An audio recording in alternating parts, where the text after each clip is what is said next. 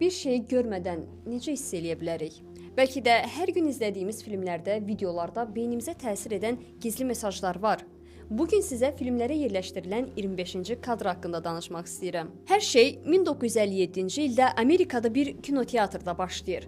Marketoloq James Vicari Piknik adlı filmə 25-ci kadr əlavə edir. Yaxşı, bəs bu nə deməkdir? Normalda filmlər saniyədə 24 kadrla nümayiş olunur. Gözlərimiz bu 24 kadrı ardıcıl şəkil kimi qəbul edir və biz hərəkəti fasiləsiz görürük. Lakin Vicari bəzi hissələrə əlavə bir 25-ci kadr yerləşdirir. Bu kadr o qədər sürətlə ötürülürdü ki, şuurlu şəkildə onu görmək mümkün olmurdu. Bu gizli kadrların üzərində Coca-Cola iç və popcorn ye kimi yazılar yazılmışdı.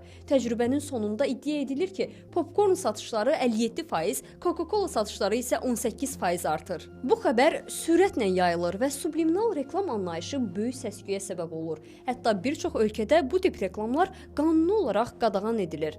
Ancaq illər sonra Vicari hər şeyi etiraf edir. O bildirir ki, bütün bu təcrübə və nəticələr sadəcə yalan, insanları manipulyasiya etmək üçün əl atdığı bir yol imiş. Bu mövzu haqqında siz nə düşünürsünüz? Həqiqətən də beynimizi aldatmaq bu qədər asan ola bilərmi?